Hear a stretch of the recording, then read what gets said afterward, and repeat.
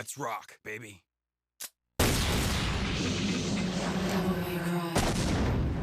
Hey everybody, Gaming Brit here, and I'm joined by HyperBitHero.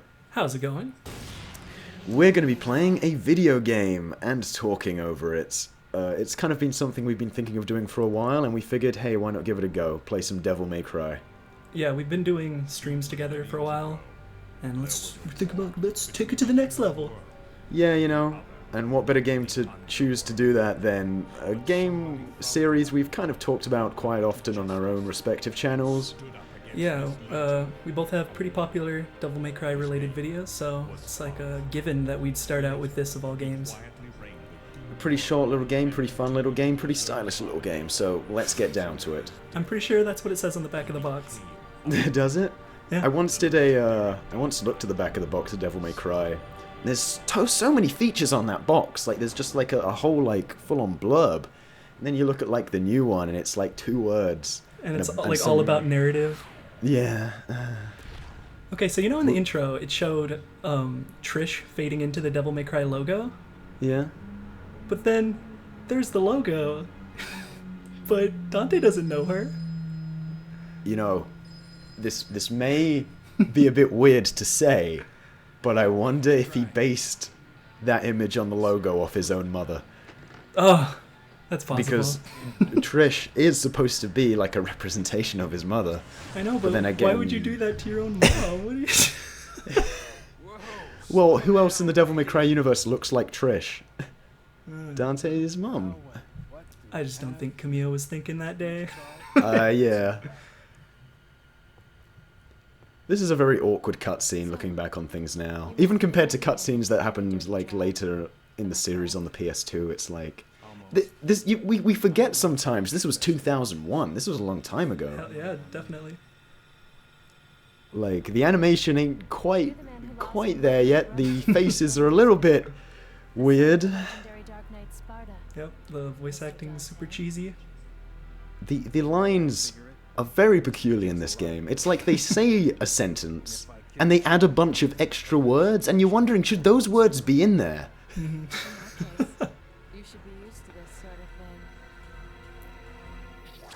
So yeah, this crazy chick just busts through his wall and then starts beating him up, and I guess Dante's just really lame. He just gets beat up by random people. The first thing we see of Dante in this game is him getting his ass kicked by some crazy hoe jumping through his front door. I guess it's supposed to establish to us that Dante is a cool guy, because obviously he survives this without a scratch, but at the same time... I love this part. Oh yeah, where he just slows down time for the motorbike to stop. Yeah. You can just tell Hideki Kamiya, the guy who directed this game, was just like so happy he could finally direct a crazy action game, because he was forced to do Resident Evil. Well, he wasn't forced, but he got paid quite nicely. Yeah. But he directed Resident Evil 2, and all the way throughout that game, there was rumors about how he really wanted to push it towards action, and then Shinji Mikami made him not push it towards action. Yeah, you can see that in, like some of the footage that we saw of the original Resident Evil 2. Like, it looks slightly more action-oriented. Here he got to just let loose, which is funny because this was also supposed to be a Resident Evil game at one point, but we'll get into that later. So yeah, it turns out this chick, she's not so bad. She's just looking for Dante's help. Or is she? Dun dun dun. Oh no. Earth. Is that supposed to be Earth? I think so. That was just like an orb. But we zoom in and... yeah, I guess it's not Earth. Never mind. Forget what I said. It's a crystal ball. This setting is so Resident Evil. Yeah. An isolated location. A mansion on an island. I wonder if shenanigans are gonna occur in this location. Nah. I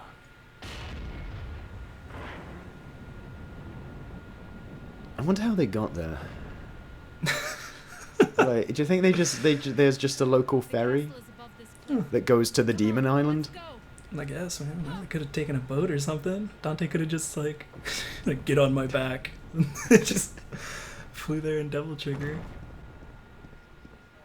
Anyway, so this is the start of the game. The game is kind of slow at the start because, as we said before, it was going to be a Resident Evil game, and some of the elements of the design in that kind of game kind of were passed down to this game. So the game kind of builds up to the revelation of the first enemy.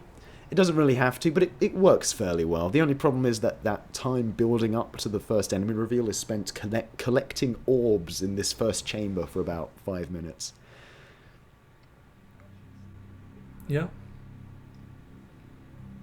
I actually skip a couple of scenes in this section, not just because I get lost at one point looking for the orbs, but also because it is kind of boring to watch me stumble around this room not really doing all that much.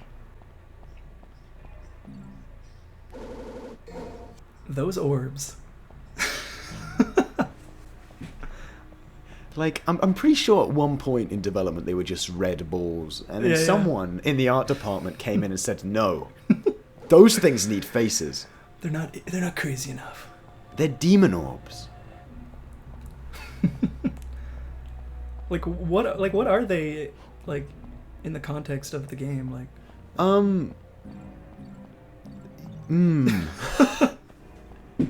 We'll get back to you on that one. Are they alive and that's why they have faces? Whatever the case. I'm sure you can like find that on Wikipedia or something. In this room in particular, we have to get 45 of them to open like a door. Mm-hmm. Which is, I don't think they do the paid door entry with red orbs in any of the other Devil May Cry games after this one. Yeah. In fact, this game doesn't do it that often after this. There's like 2 more later in the game that make you pay, but it's just kind of lame that you'd have to spend the points you want to spend on getting new upgrades on opening doors. Yeah, I don't know. It's like they made this really cool environment, but they couldn't like find a good reason to make you explore it. Yeah. Like, well, I don't know, make them collect orbs. It's kind of cool. I mean, you get to soak up the environment. It's a good environment. Yeah. It is very nice. For a 2001 game, this has some pretty impressive locales to explore. Mm-hmm. Definitely feels like a horror game could take place here. Yeah, especially the first level. This section, just the music itself, like it seems like a horror. If Dante wasn't packing so much heat, you were slowly tank walking around this place, you could mistake it for a horror game. Yeah. That said, Devil May Cry uses like fixed camera angles, much like you can see me there, stumbling around because of the camera angles there. Mm-hmm. Much like old Resident Evil games. What's interesting about it, though, of course, is that in Resident Evil games you have tank control movement, and that's done because, obviously, if the camera's constantly moving to fixed locations, you want to know that pressing forward will move your character in the direction he's facing. Yeah, that's always the problem in games that have, like, control that... It's like a free control, that have randomly changing camera angles. There's always that point where you're just, like, moving forward, and then you, like... It just gets weird. Yeah, in this game, for example, you move forward and then the camera angle changes, so obviously the direction you're pointing now is it will send Dante in a completely different direction. So what the game does on occasion is it makes up for this by having you move to a different camera angle and then having the direction you were facing continue to move the character in that same direction, but it feels super weird. Yeah. Because you're going, like, you move up to go somewhere and then suddenly up is moving you left.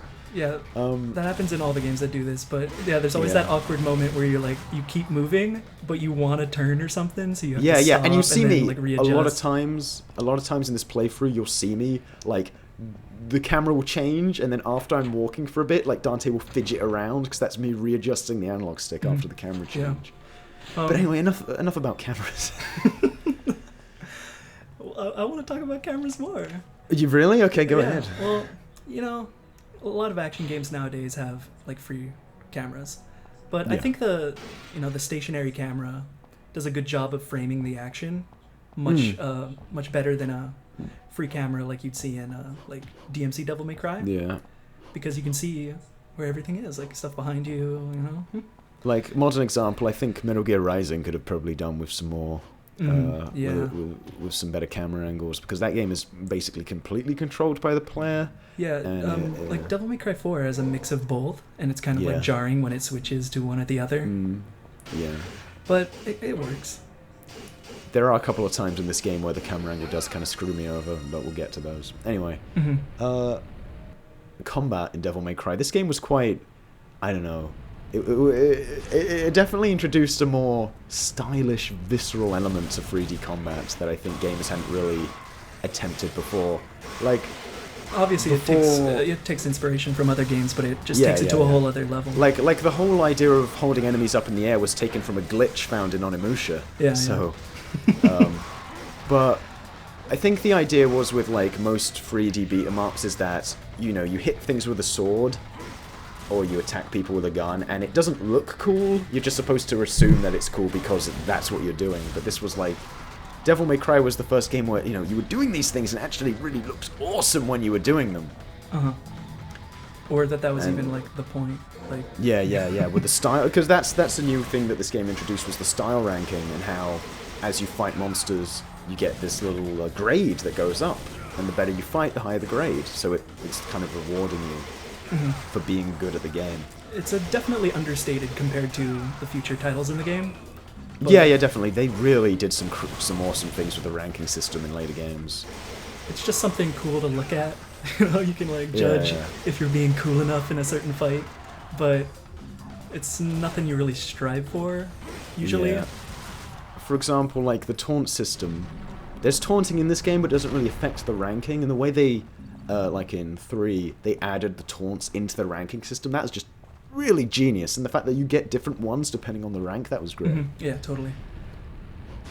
So here we just kind of went down here to kill some enemies to open a door. Like, a lot of these puzzles in the first Devil May Cry revolve around you finding like a stick or a gem or something to place on a pedestal. Or sometimes it's just go to this room and kill some enemies and we'll open the door for you. Yeah. At the moment we don't have many moves. In fact, the only move we really have is apart from, you know, slashing away, we have a simple pause combo where you hit triangle twice, and then you pause, and then you hit it again, and Dante does this, like, stab that you can see there. Which is kind of awkward, because in future games, they changed Dante's main pause combo to triangle pause, then triangle twice. I remember going from this game to 3 and being thrown off there. Yeah. I don't really get many moves during the first part of the game, because I wanted to save up to get the double jump. Which is like 4,000 red orbs. So you're going to be seeing me do that move a lot for the first couple of parts of this playthrough. And that was the first mission. I think I did pretty poorly compared to, I did a practice run through of the game before I recorded it, and I did better the first time round, which I was kind of disappointed with. But I get better as the game goes on. Don't worry, it ain't all going to be C ranks. You let me down, man. I thought this was a high-level playthrough. It's not gonna be a high-level playthrough. I don't use any items throughout the game. I don't use any health items. I don't use any holy waters, stuff like that. There's one point in the game where I abuse the devil trigger item, but that's for a very good reason, which we'll see much later on. Yeah. I also don't go for all the blue orbs, which give you more health. I just take the ones I come across. Also, I didn't do any secret missions, just gonna put that one out there, because you really don't need the rewards they give you. I can't even remember if they give you any rewards in this one, but yeah, I didn't bother looking for any of them. I mean, like, it's possible later on we could do like a special video on just definitely. Yeah. I could definitely do that, but they take a lot. The secret missions definitely require a lot more skill that maybe I didn't really have the patience to achieve at the time of recording. Yeah. So yeah, it was really a really cool mechanic in the combat here is the idea that you fling enemies up in the air and then you can keep them in the air with your guns. Yeah. It's definitely something that I don't think would look quite as good in any other medium. Like, could you see a guy doing that in a movie? It would look super weird.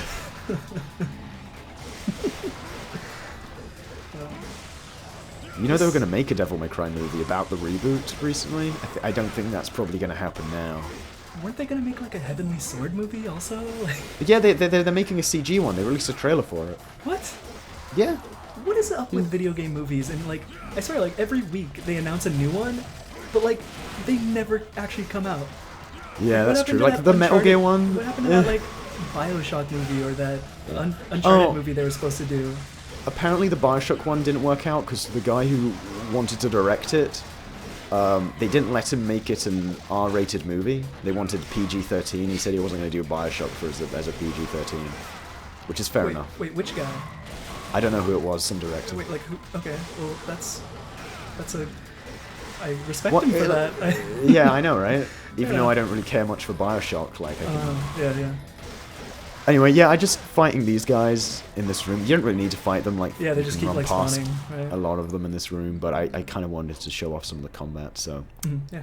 There you go. This is where we're going to acquire our first major weapon for the game, and pretty much the only weapon I use throughout the entire game. Yeah, up to this point we just have a weapon called Force Edge, right? Yeah, which is just this regular sword, which you have no reason to use after you get Alistair, this electric sword. It has the same moveset, yeah? Yeah. And this one you can upgrade, yeah, obviously. It's kind of weird in continuity that Dante would just randomly decide to bring some random sword with him to this place instead of Rebellion. But they didn't actually come up with that until the next game. Something has to pin up those monster heads back at the DMC. Oh yeah, that's true. This is a very weird scene. Yeah. Trying to show how indestructible Dante is, but it just looks so weird when those wings go through him. It looks weird. It's like too much. When it goes through him, and his clothes are completely intact. Come on, man. It's 2001, PS2. I don't have time for that shit. This music is really good. Yeah, I know, right? And then he just like electrocutes the ceiling. It's great. Mm-hmm. You gotta give the demon or whoever props for how he decides to give the sword to the worthy one. I'll throw it through you, and if you survive, you can keep my sword. Pretty cool. Yeah, that's my only test. It sure beats the hell out of like 20 challenge rooms or something. If this was God of War, that would probably be what would happen. These scenes where Dante just sort of plays with the weapon are really cool. Yeah, very iconic to the series. You always look forward to getting a new weapon in the series. Yeah. So you can see some Don't you just scene. love it in the reboot where Dante just gormlessly looks at the weapons and goes, yeah! Like, there's no reason for him to get them. He just gets this random Well, to be weapon. fair, He's like, Devil May Cry 4, there wasn't much reason to be getting weapons in that either at times, but that was because that game was cut short. Well, it's like you kill It freaking seems Fox News anchor and then you just get shurikens. It seems rather unfair that the Devil May Cry 4 team were pushed so much to finish that game. They didn't get very much time to finish it how they wanted to, and it seems like Ninja Theory got years to make their game. Yeah. Like it was announced in 2010 or something, came out in 2013. Anyway, I know, right? Just got to the sawed-off shotgun there. Those little sections where they show you the weapon, like all cool. Those look really cool. They're really cool, but it really deters one from switching ever again because you have to watch the animations. Yeah. So basically, whenever I get a new weapon, that's the one I basically use for the rest of the game, so you won't be seeing much of the dual pistols from this point on. Well, I mean, at least they keep it interesting by offering weapons that you want to use, unlike some other games. We should just try and concentrate more on talking about this game than on the terrible new one. That's a new rule. This playthrough. I really like these puppet dudes. Yeah, they feel so good to blow up with the shotgun. Oh yeah, totally. Those puppet guys in the fourth game, also pretty cool. Yeah. Can you imagine fighting these guys in like an actual survival horror setting? I don't know. I don't think I could take them seriously with their multicolored outfits. They seem a bit too Power Rangers at the moment. I don't know. There's been some pretty weird stuff in the series before that. True. That wouldn't be the weirdest thing. Yeah, this shotgun is super satisfying to use, especially on these guys, like the sounds they make when they fly all over the place. You can tell that because obviously when they probably had a lot of these environments made when they transitioned from Resident Evil to Devil May Cry. Mm-hmm. So I bet they spent most of their time just refining the combat and making it really satisfying, and it paid off because it plays great. Mm-hmm. The enemies in 3 are also really satisfying to fight. Oh yeah. Because like they shoot all that dust and like sand or whatever all over the place when you hit them. It's pretty cool. I love that little jump he does over platforms automatically. It's kind of awkward. It's just kind of weird. In a way. Like, I'll have a lot of things to say about the platforming as we get later on into the game, but let's just say there's some issues there. But well, it's a jumping mechanic made for combat. Yeah, exactly. So but it's they do... awkward when you... It can be like, you can sort of diminish the effect of how bad the platforming is by locking on to where you want to go, so you won't accidentally like jump at a weird angle. But like what would you want as opposed to that? Like, well, like if the jumping is made for platforming, then it doesn't serve its job in actual combat. Like in that's the game, the that's why there's so much grappling in that game, because the actual jumping wasn't made for dodging and stuff like that.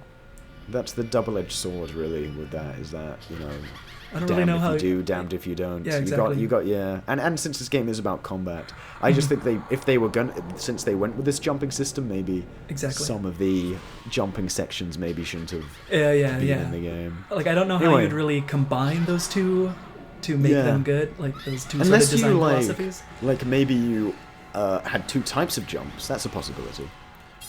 But you don't really want to. You don't really want to make that, like, cause that sort of disconnect. Exactly. But I mean, obviously, there's the obvious solution of don't put platforming sections. Yeah. Or at least not ones that are required to be done to beat the game. Well, yeah, I mean, like platforming over, like that one section of the game where you have to platform on these little platforms, and then if you fall, you have to fight all these skeletons.